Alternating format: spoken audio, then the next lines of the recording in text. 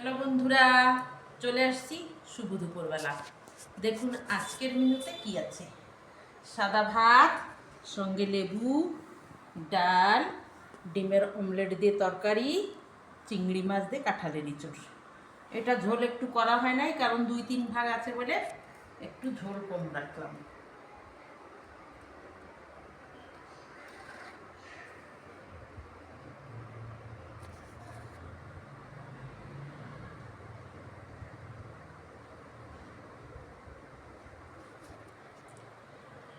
বন্ধুরা আমাকে like, share এবং সাবস্ক্রাইব করুন, আমার চ্যানেলটাকে সাপোর্ট করুন এবং আমার পাশে থাকুন।